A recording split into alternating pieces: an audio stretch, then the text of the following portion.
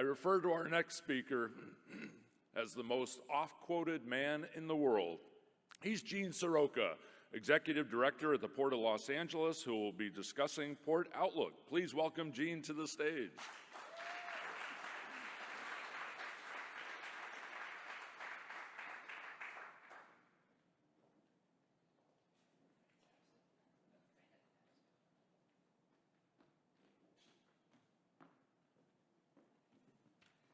Thanks and good morning, everybody. One more round of applause for Wink Williams, just the best MC around. Well, it is so great to be back and see everyone in 3D. There's a lot that's transpired over the years and so much that this cohort has to offer coming into the future. I'm going to share just a little bit today about how we got here, what's happening now, and what probably will be happening in the future through a lens that may be of interest to some of you. And then I'll close with a specific and personal message for the degree candidates. A lot of our supply chain disruption and so much that has been panned by media, experts, and opinion makers around the world really started about 4.5 years ago. And while I boldly said the ill-advised trade policies of the previous administration would be harmful, I don't think even the authors of that policy would have expected the outcome that we've seen. More imports, less exports, and the widest trade gap in our country's history. So much so that by the end of 2019, business at the nation's largest port in Los Angeles dropped by some 16%, because many importers brought in as much as they possibly could to get in under those tariff milestones, taxes on American companies that were being put in place. At the same time, China met those policies with retaliatory tariffs that have irreparably harmed the American farmer and manufacturer. We move into the first quarter of 2020, and when COVID hit so hard in China, shuttering its economy and manufacturing community, the business at the Port of Los Angeles dropped another 19% in the first 5 months. And when we looked into the abyss in March, when the business was cut in half, many of us were without answers. But that also showed that for 8 months in time, we were not moving, manufacturing, or distributing normal levels of product. Inventories went way down. Folks started cutting costs, laying people off, not knowing what to do next. And then in the summer of 2020, the American consumer's buying power rose to levels that we had never witnessed before. And we started buying and kept buying. And to this moment, even looking down the barrel of inflation that's higher than it's been in 40 years, we keep buying. So not only to keep up with this insatiable thirst and appetite of the American consumer, how do you drive all these goods to market? And in our case, it was like taking 10 lanes of LA freeway traffic and squeezing them into 5. If you're going into a construction zone and the driver doesn't let you in as you merge, you get left behind. And that's exactly what the Port of Los Angeles looked like. We saw this cargo volume, which is now 2.5 years in the making, where we're witnessing a peak season month every month for 30 consecutive periods. Our longshore dock workers are on the job an average of 6 days a week since the pandemic began. Truck drivers, warehousemen, administrators, marine terminal operators, forwarders and brokers, and so many others working around the clock to serve our mutual customer. We saw price hikes, supply-demand curves that were going out of whack, folks getting really frustrated, news helicopters flying over ports counting the number of ships, pollution rising from those vessels, and local communities being angered like we've never seen before.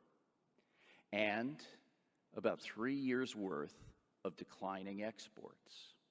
Today in the state of California, we've got more than 2 billion pounds of almonds sitting in warehouses because they cannot get to their markets overseas. Every morning at about 6 o'clock, I take a look at a 10-grid page that shows me how much cargo is coming in, what's going out, what type it is, how long it's sitting, what breakdowns are, and what's going to happen next. It's a snapshot that I can look at in about 30 seconds that allows me to know how quickly we have to act, and in many cases, react to the changes that happen every day in our supply chain. And with the benefit of hindsight, from my vantage point, the industry needs an IV, information and velocity. Looking back to when the Port of Los Angeles and many other ports were congested with cargo and ships waiting, folks couldn't pick up their goods, truckers were going crazy, trains couldn't get loaded fast enough. It was cargo that was sitting for inordinate amounts of time that wasn't segmented because it wasn't needed. We had patio furniture and lounge chairs sitting in the port in September that wasn't due to market until April. We had flat screen TVs sitting, taking up space in October, when the biggest sales time for televisions are Super Bowl in February. And finally, we got to work, we got information shared, we looked at what cargo was coming in, what was sitting, and we found a way to segment that cargo without any public shaming. But some of America's most famous importers had rich storage agreements in their contracts.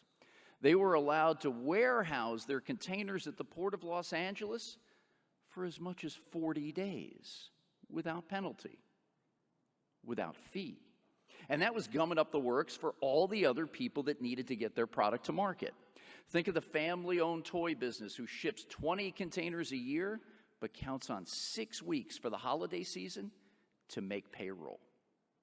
Think about all the ventilators and IV apparatus that we had to bring in for our hospitals as we were going through the Delta and Omicron variants.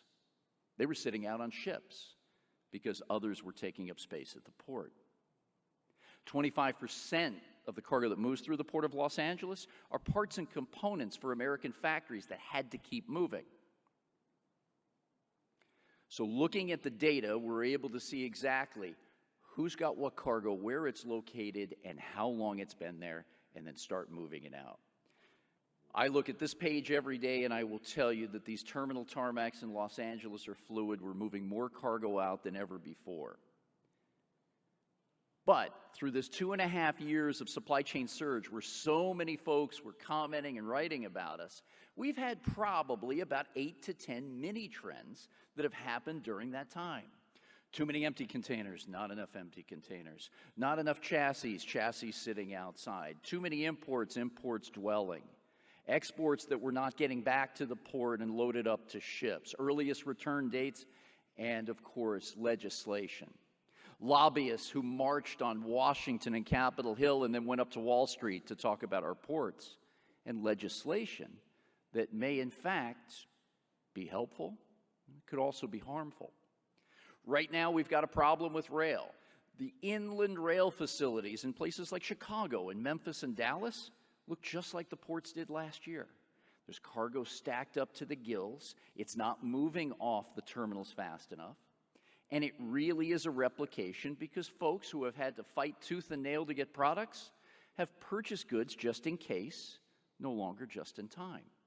We're all fighting for factory space on the floor in Asia to try to get on ships with many other customers' cargo and get those trucks and trains aligned to make sure that we have priority for our own cargo. Today, about half of the containers sitting at the Port of Los Angeles are destined for rail. That number is about 4 times what it should be right now. And of that rail cargo, about 80% of it is now sitting 9 days or longer.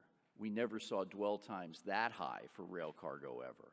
The American importer has to pick up their goods inland quicker so we can load up the next trains and move them out.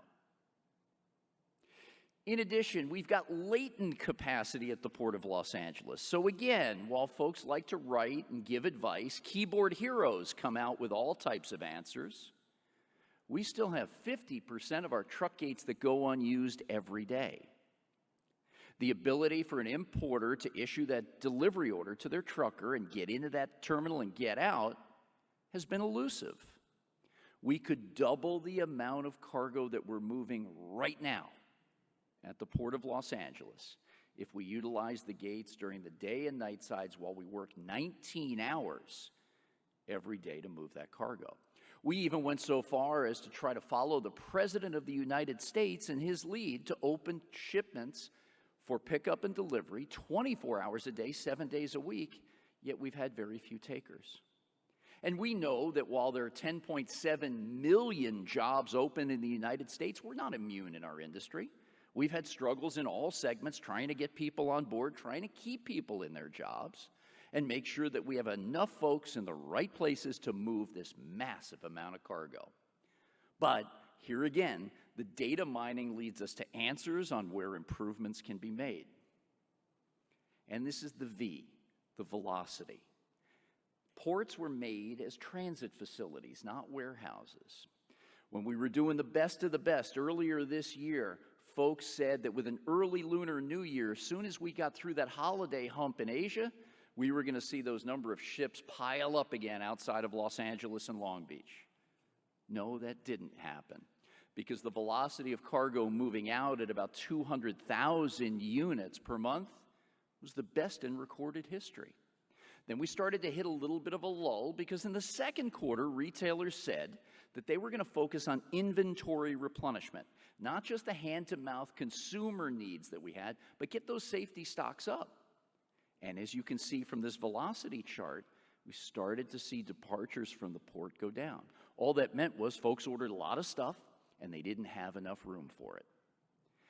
Yet, moving box for box thus far in calendar year 2022, with our all-time record in cargo volume set just last year, we were able to work down the vessels at anchor by more than 90%. We took those ships waiting off the shores of the Southern California ports from a peak of 109 in January to 10 vessels waiting last night. And those 10 ships are waiting on average about 2 to 3 days to come in and start their work. Not a bad recovery while still setting these records, probably now 5 out of the first 7 months of the year.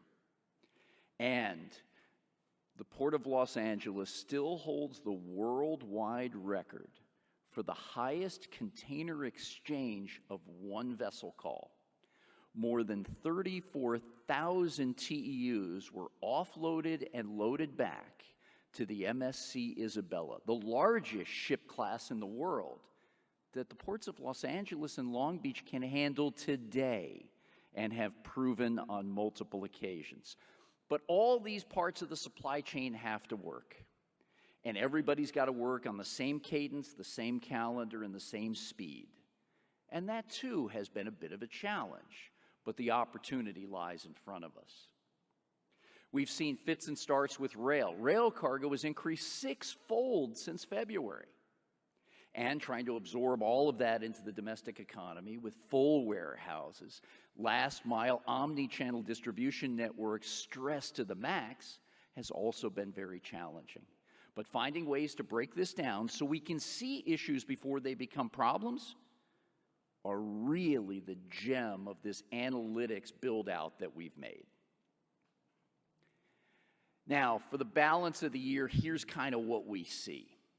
There continue to be, finally, a national focus on information and data sharing. As a country, we're decades behind other trading nations, whether it's Calista in Singapore, Nexport in Belgium, Dacosi in Germany. Folks have been using port community systems for over 3 decades. And for whatever reason, whether you were an obstructionist or a laggard, you've held us back. And now the Department of Transportation, through its initiative called the Freight Logistics and Optimization Works, is bringing like-minded and spirited people to the table. And maybe some of those folks who didn't want to be there are going to have to be. Sharing that information is not meant to be untowardly. It's not meant to put anyone to a competitive disadvantage. Generic information, learned fast, shared deep, can allow us to prepare land use, machinery, and skilled labor to move all this cargo. Here in Los Angeles, with the nation's first and still only port community system, we see cargo 40 days before it gets to our docks. And at least that gives us a fighting chance to start moving around, being nimble on the ground, and getting that product with good anticipation to market. We will see a tapering of growth this year, especially on the import side. As many Americans worked from home during the COVID-19 pandemic, we all bought a lot of products. But some of the products we purchased are not regular repeat items. Think of large appliances, fixtures if you redid your bathroom or kitchen, that special couch that you put in your living room, or maybe the golf clubs that you bought even though they didn't help my game much, wink. You're not going to buy those types of products every year. So we'll start to see, as inventory levels stabilize in those categories, fixtures, appliances, and furniture, maybe sporting goods to an extent, you'll see the overall volume taper just a little bit. But the American consumer continues to buy those repeat products from big box retailers, home improvement stores, clothing outlets, as well as your local hardware store. Volume will still be strong and high by our standards, so we got to continue to rally around supply chain improvements across the board. And with imports starting to look a little bit different than they had in the past, this is an absolutely perfect opportunity for a nationwide policy on exports. And I'm not talking about legislation or regulation. How do we get the American farmer and manufacturer back in the international game? The U.S. Department of Labor says that on average, export jobs pay 17% more than jobs in other segments. And if you want to attract, recruit, and retain people, let's get them into areas that have an impact on the American economy. With a downturn in Q1 of a decline of 1.5% on GDP and a softer decline in Q2, this import-export trade gap was a drag on our nation's GDP. And quarter by quarter, we're tracking pretty well so far. First quarter, we said we had to hit the mark on an early Lunar New Year. Did really well and didn't see that backlog of ships grow as some had predicted. Second quarter focused on inventory. We kept moving the cargo, which is traditionally a slack season type, out faster, and we were able to reduce those ships waiting at anchor. Now we're in the midst of an early peak season combined with seasonal products. Back to school goods are already out into the country. We're starting to see fall fashion, Halloween, and other seasonal goods, as well as the all-important year-end retail holidays, start hitting our shores at the end of June, all while reducing that backlog. So the ability to see upstream, have a little bit of a view of what's coming at you, allows you to prepare on the ground. All that was done by data. The improvement of velocity on the ground, of getting cargo off these ports so we can bring the next ships in, also seems to be a pretty good formula. But there are many uncertainties. Even though inflation has lightened up just a little bit at 8.5% in July, it's still the highest it's been in 4 decades. The producer price index yesterday, dropping by 0.5 percentage point, is encouraging, but here again, 1 month does not make a trend. And the unfortunate and terrible atrocities on the ground in Ukraine are stifling the movement of energy products to the European Union and ag products to tables and restaurants across the continent. Closer to home, it's created an environment for us to not double but triple down on the cyber threat space. The Port of Los Angeles has the only cybersecurity operations center for a port in the nation. It is now stopping 40 million cyber intrusion attempts per month, and that's double what it was before COVID-19. So much so, and that being under the FBI's framework of the Neighborhood Cyberhood Watch program, we implemented in December, co-authored with IBM, the world's first Cyber Resilience Center. And now we have 45 private sector entities, including our dock workers from the International Longshore and Warehouse Union, in our Cyber Resilience Center network. And all that means is, if you see something, say something. If you see an intrusion attempt, share it with those 44 other firms so they can be on the lookout and protect their interests. This is all done under a cloak of anonymity because we don't want to repeat the occurrences of the past, and we don't want to hurt anyone's brand if they have to witness a weakness in that cyberspace.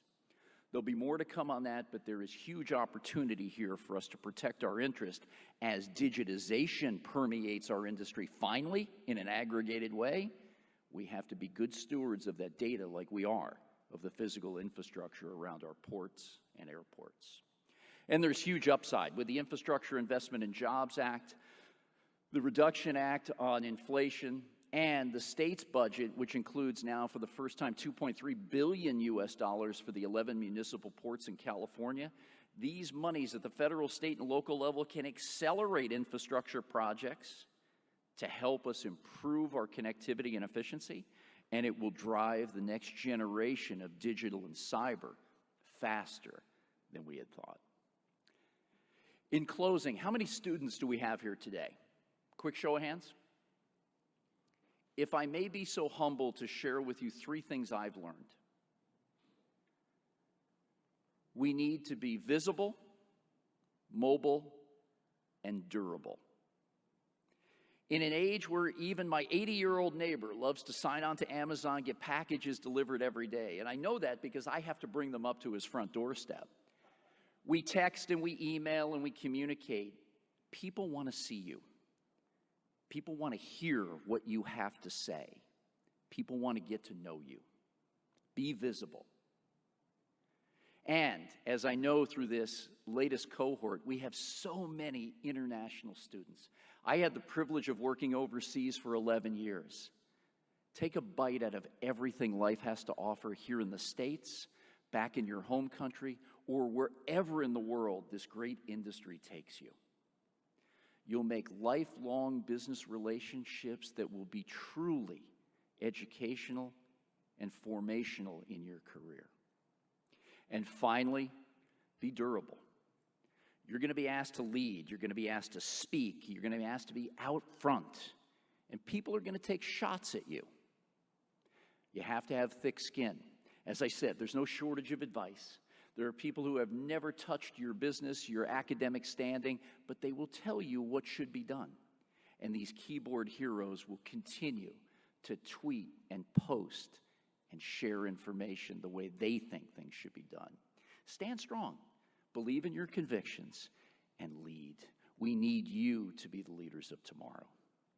It is so great to be back in person, and I thank you all very much for the privilege to speak with you this morning. Thanks.